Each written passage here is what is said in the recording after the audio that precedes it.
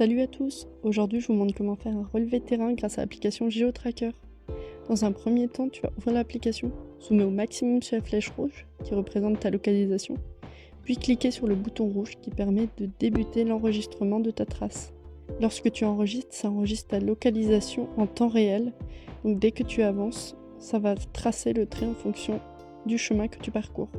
Le détail de ta trace va être affiché en bas de ton écran.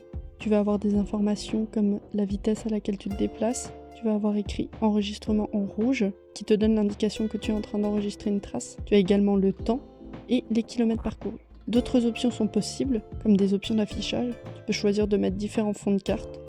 Tu as le fond de carte image satellite, comme on peut le voir. Et tu as l'option relief. Pour ça, il faut dézoomer un peu pour le voir. Moi, par défaut, je vais laisser image satellite. J'aime bien parce que ça me permet de voir l'environnement qui m'entoure et en plus, j'ai le nom des départementales. Lorsque l'on enregistre nos déplacements, on peut le faire en plusieurs fois. Pour cela, on va appuyer sur le carré gris pour couper l'enregistrement de notre premier déplacement. Celui-ci s'efface de l'écran. Ensuite, on va cliquer sur le bouton rouge rond pour remettre en route un second enregistrement. Et on continue de se déplacer et une nouvelle trace est en train d'être enregistrée. Comme on peut le voir si on dézoome, l'autre a disparu de l'écran et mon enregistrement se fait bien à partir de ma nouvelle localisation. GeoTracker me permet aussi d'afficher mon ancien tracé si je veux voir la distance complète que j'ai parcourue. Pour cela, il faut que j'aille en haut à gauche, que je clique sur les 3 petits points et que j'affiche, que je sélectionne l'autre tronçon qui est grisé et qui deviendra vert. À l'écran, il apparaîtra en bleu. Je peux également renommer ma couche. Par défaut, c'est la date et l'heure du relevé. Donc si on regarde bien en cliquant, ça m'affiche mon relevé. Et si je le sélectionne, je n'ai plus que ma trace qui est en train d'être enregistrée. Je peux également placer des repères. Les repères, ça va être un point avec des coordonnées X et Y. L'enregistrement des coordonnées de ce repère vont se faire au moment où on clique sur l'icône pour ajouter un nouveau repère. Donc je peux mettre un nom à mon repère. Donc là, moi en l'occurrence, je vais mettre test 1. Ensuite, j'ai le voyage dans lequel il est enregistré. Donc c'est celui que je suis en train d'enregistrer. J'ai la vitesse à laquelle je roulais au moment où j'ai posé le point, l'altitude, la durée.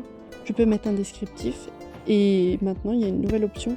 On peut mettre un directionnel. C'est-à-dire qu'on va dire la direction qu'il faut prendre à partir de ce point. Ça peut être intéressant si on travaille sur des itinéraires de randonnée.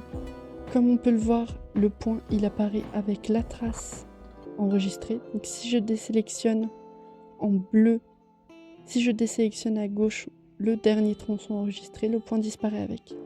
En revanche, si je le fais réapparaître, il apparaît. Ensuite, je peux exporter mes données. Donc pour ça, je vais cliquer sur le logo synchronisé en bas. Et là, un message me propose d'activer la synchronisation automatique. Mais cette option est payante. C'est la petite option payante de l'application. Donc c'est pas très cher, c'est je crois 9 € par an. Ce qui reste largement abordable et en fait ça synchronise en temps réel les données. Donc dès que je vais enregistrer un nouveau tracé, il va être envoyé dans le dossier de stockage de mon téléphone. Comme je synchronise tout en fin d'enregistrement, à la fin je clique sur le logo et en une seule fois tout est synchronisé et envoyé dans le dossier de stockage. Si je vais dans mon téléphone, et là j'ai le dossier GeoTracker. Et toutes mes données exportées seront stockées ici. Voilà, maintenant tu sais faire un relevé de terrain grâce à GeoTracker. Tu sais enregistrer ta trace et poser des points